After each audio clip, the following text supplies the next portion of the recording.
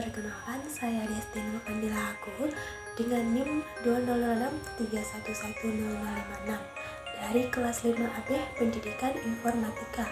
Nah, di sini saya akan membahas tentang NLP atau Natural Language Processing. Nah, untuk pembahasan materinya akan saya jelaskan berikut ini. Nah, di sini ada beberapa materi atau penjelasan yang akan nantinya saya jelaskan. Yang pertama, apa itu tentang NLP. Yang kedua, sejarah singkat NLP. Yang ketiga, mengapa NLP penting bagi kita. Yang keempat, cara kerja NLP. Yang kelima, mengenal algoritma NLP. Dan yang terakhir, contoh-contoh NLP. Selanjutnya saya akan menjelaskan apa itu NLP. Nah, di sini pengertian NLP itu sendiri atau Natural Language Processing adalah bentuk kecerdasan buatan AI yang memungkinkan manusia berinteraksi dengan komputer menggunakan percakapan-percakapan.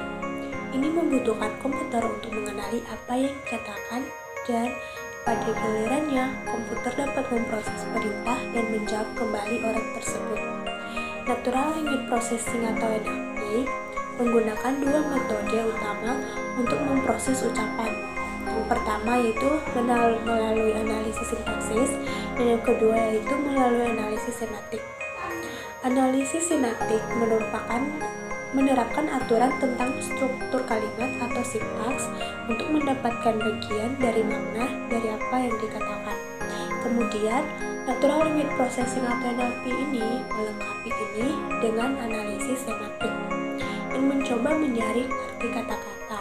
Algoritma menerjemahkan kata-kata yang diucapkan ke dalam format yang dapat digunakan komputer. Meskipun banyak perbaikan telah dilakukan pada Natural Language Processing atau NLP, itu masih belum sempurna. Misalnya, kesulitan mendeteksi nuansa percakapan seperti sarkasme. Selain itu, kebiasaan berbicara seperti menggunakan bahasa gaul, menggumam, atau gugup dapat memicunya. Selanjutnya yaitu menjelaskan sejarah singkat dari NLP. Pada awal tahun 1990-an, seorang profesor linguistik Swiss bernama Ferdinand de Saussure meninggal dan dalam prosesnya hampir menghilangkan konsep bahasa sebagai ilmu dari dunia. Dari tahun 1996 hingga 1911, Profesor Saussure menawarkan 3 mata kuliah di Universitas Jenewa, di mana ia mengembangkan pendekatan yang menggambarkan bahasa sebagai sistem.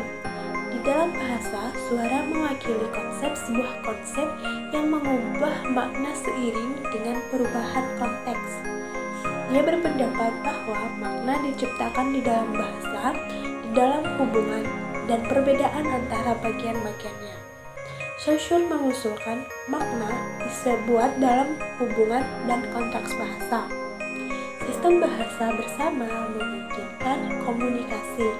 Saussure memandang masyarakat sebagai sistem normal sosial bersama yang menyediakan kondisi untuk pemikiran yang masuk akal dan diperpanjang yang menghasilkan keputusan dan tindakan oleh individu atau pandangan yang sama dapat diterapkan pada bahasa komputer modern. Saussure meninggal pada tahun 1913, tetapi dua rekannya Albert Schweitzer dan Charles Bailey menyadari pentingnya konsepnya. Mereka menulis kursus linguistik umum diterbitkan pada tahun 1916. Buku itu meletakkan dasar untuk apa yang kemudian disebut pendekatan strukturalis, dimulai dengan linguistik dan kemudian berkembang ke bidang lain, termasuk komputer.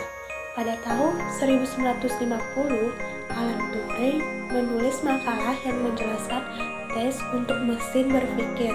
Dia menyatakan bahwa jika mesin dapat menjadi bagian dari percakapan melalui menggunakan teleprompter dan meniru manusia,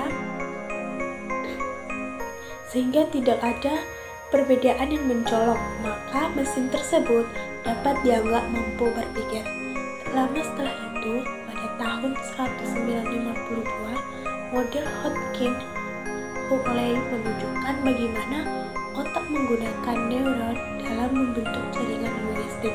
Peristiwa ini membantu menginspirasi ide Artificial Intelligence atau AI, Natural Language Processing atau NLP, dan evolusi komputer.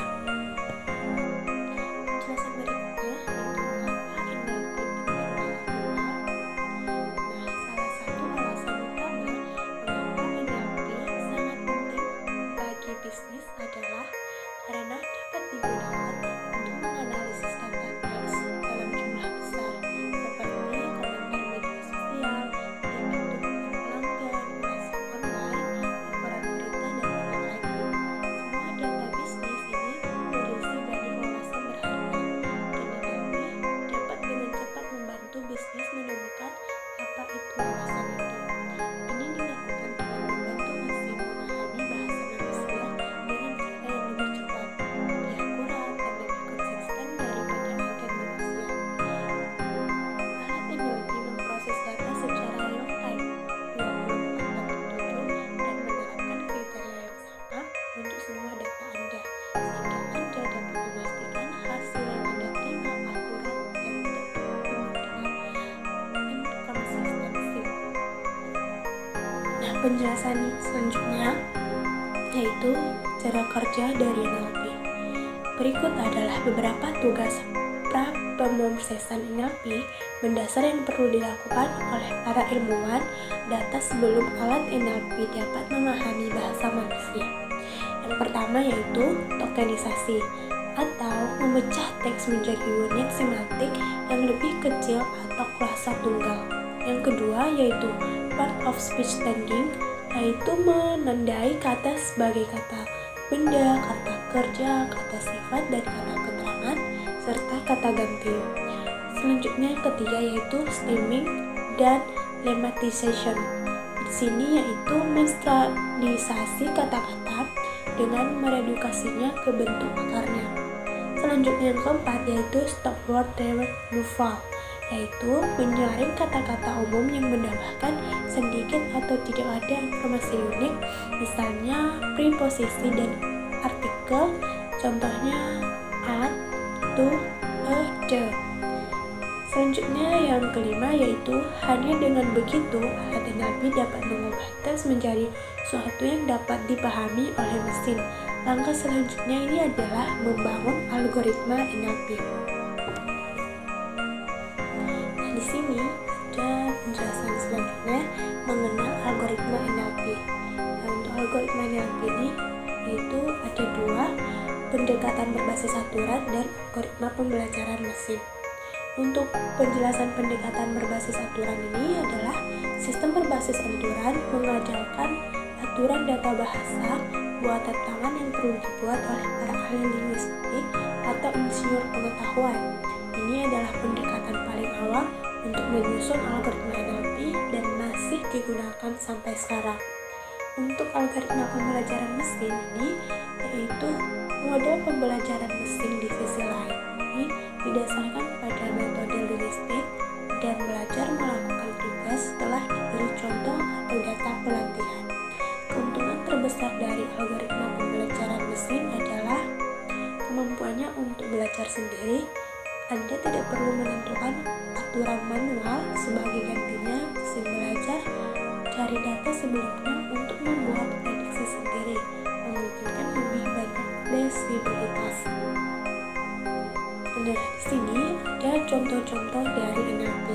Untuk contohnya itu yang pertama ada klasifikasi teks, di mana klasifikasi teks ini adalah salah satu tugas NLP paling dasar dan terdiri dari menetapkan kategori atau tag ke teks berdasarkan isinya. Model klasifikasi dapat melayani tujuan yang berbeda, misalnya yang pertama analisis sentimen, yang kedua klasifikasi topik, dan yang ketiga yaitu deteksi niat. Yang kedua, ekstraksi teks ini adalah terdiri dari menarik keluar potongan data tertentu yang sudah ada dalam teks. Ini adalah cara sempurna untuk meringkas teks secara otomatis dan menemukan informasi penting. Contoh paling umum dari model ekstraksi ini adalah pertama, ekstraksi kata kunci. Yang kedua yaitu mengenal entitas bernama atau NAR. Yang ketiga yaitu mesin penerjemah. Mesin penerjemah ini adalah salah satu masalah pertama yang ditangani oleh peneliti NLP. Alat penerjemah online seperti Google Terjemahan menggunakan teknik natural language processing yang berbeda untuk menciptakan tingkat akurasi manusia dalam menerjemahkan ucapan ke teks ke bahasa yang berbeda. Model penerjemah khusus dapat dilatih untuk dominan tertentu guna memaksimalkan keakuratan hasil. Yang keempat yaitu pemodelan topik. Pemodelan topik mirip dengan klasifikasi topik. Contoh natural language processing ini menemukan topik yang relevan dengan sebuah teks dengan mengelompokkan teks dengan kata dan ekspresi yang serupa. Yang terakhir, yang kelima yaitu natural language generation atau NLG. Ini adalah tugas natural language processing yang terdiri dari menganalisis data tidak terstruktur dan menggunakannya sebagai input untuk membuat konten secara otomatis. Ini dapat digunakan untuk menghasilkan jawaban otomatis, menulis email, dan bahkan buku. Nah, mungkin itu saja tadi penjelasan dari saya, kurang lebih mohon